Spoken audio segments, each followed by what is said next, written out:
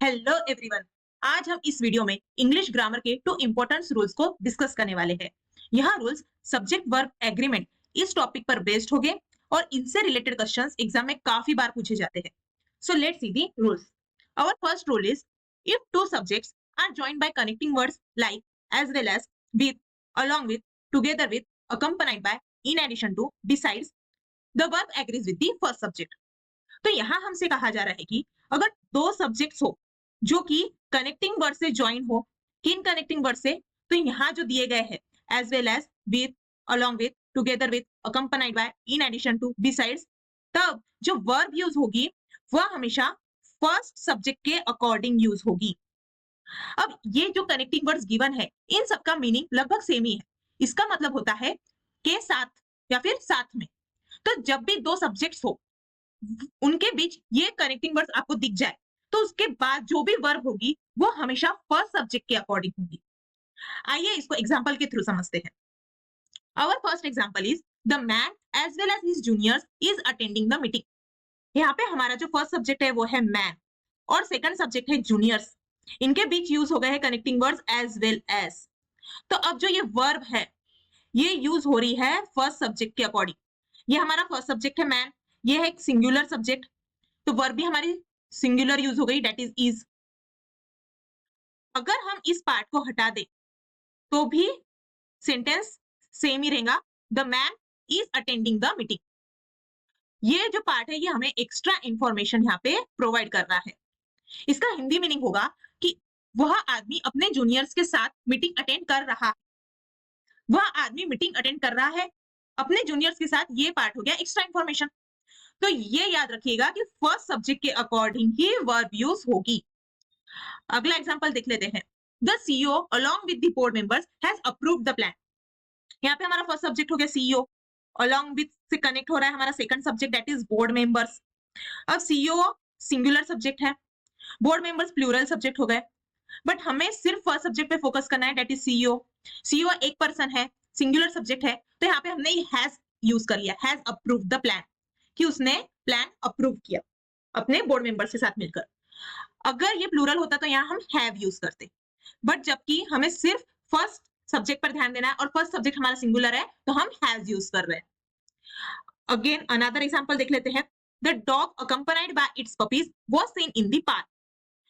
तो यहाँ पे जो डॉग है वो अपने पपीज के साथ पार्क में दिखा। तो यहाँ पे डॉग हमारा हो गया फर्स्ट सब्जेक्ट जो कि सिंगुलर है, सेकंड सब्जेक्ट पपीज है, प्लूरल है, यहाँ बीच में अकम्पनाइड बाय यूज हो गया। तो अब हम फर्स्ट सब्जेक्ट के अकॉर्डिंग ही हमारी वर्ब यूज करेंगे, that is was. First subject plural होती तो यहाँ वेयर यूज हो जाता, बट यहाँ पे हमारी सिंगुलर है डॉग, इसलिए वाज यूज हो गया और was seen in the park. तो इस तरह हमें हमेशा जब भी इस तरह के कनेक्टिंग वर्ड्स दिख जाए तब हमें हमेशा फर्स्ट सब्जेक्ट के अकॉर्डिंग ही वर्ब यूज करनी है। अगर फर्स्ट सब्जेक्ट सिंगुलर है तो सिंगुलर वर्ब, और अगर फर्स्ट सब्जेक्ट प्लूरल है तो plural verb. Now let's see the second rule. Rule 2, when two subjects are joined by either or, neither nor, not only but also, or nor, the verb agrees with the nearest subject। जब दो subject in word से join हो, कौन से words, either और, neither nor, not only but also, और या फिर नॉर, तब जो वर्ब यूज होगी वो नियरेस्ट सब्जेक्ट के अकॉर्डिंग यूज होगी। मतलब कि अगर हमारे पास टू सब्जेक्ट्स है जो कि इन वर्ड से कनेक्टेड है तो उसके बाद जो वर्ब यूज होगी उस वर्ब के पास जो भी सब्जेक्ट होगा सबसे पास में, उस सब्जेक्ट के अकॉर्डिंग वो वर्ब यूज होंगी। आइए इसे एग्जांपल के थ्रू समझते हैं। Our first example is neither the students nor the teacher has submitted the report।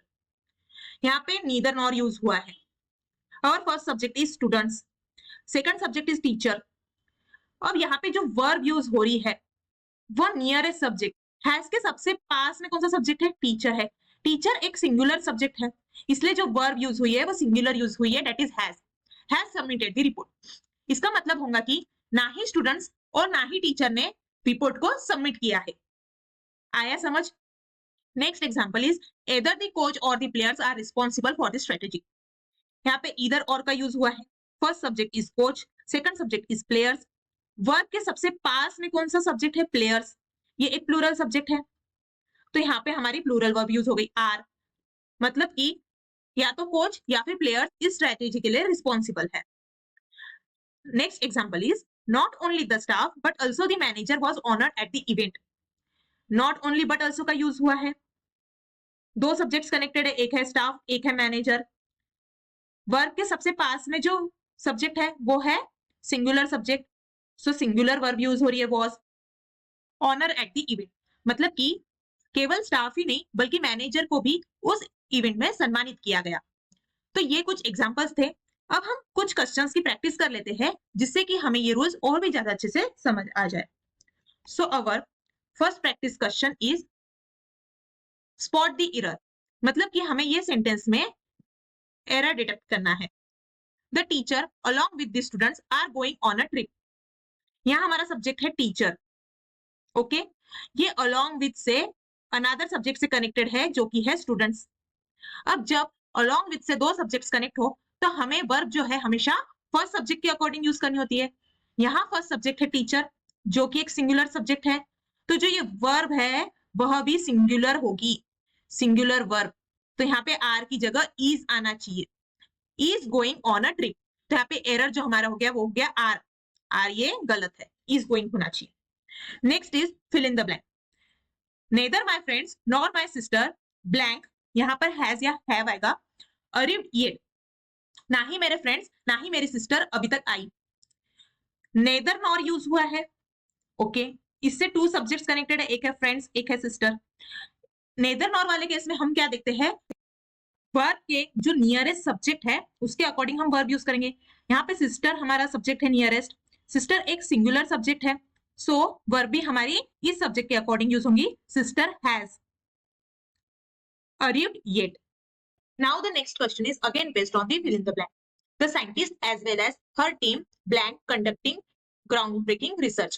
अब यहाँ पे as well as यूज हुआ है, इस केस में जो फर्स्ट सब्जेक्ट होता है उसके अकॉर्डिंग वर्ब यूज होती है। फर्स्ट सब्जेक्ट है साइंटिस्ट, ये एक सिंगुलर सब्जेक्ट है, सो यहाँ पे हमारा आएगा scientist is conducting ground breaking research.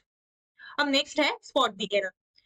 The sentence is either my cousins or my brother has taken the car. अब यहाँ पे either और यूज हुआ है, एदर और के केस में हम वर्ब के नियरेस्ट सब्जेक्ट को देखते हैं। यहाँ पे ब्रदर है, ब्रदर एक सिंगुलर सब्जेक्ट है, सिंगुलर सब्जेक्ट के साथ ब्रदर के साथ क्या यूज होता है, हैज यूज होता है। Brother has taken the car एकदम करेक्ट है, इस सेंटेंस में कोई भी एरर नहीं है, ये नो एरर वाला सेंटेंस था हमारा। सो इस तरीके से हम इन रूल्स को यूज करके इन पर बेस्ड क्वेश्चन आसानी से सॉल्व कर सकते हैं। आई होप आपको ये रूल्स एकदम अच्छे से क्लियर हो गए होंगे, आप कभी भी इनमें कंफ्यूज नहीं होंगे। Keep learning and thanks for watching.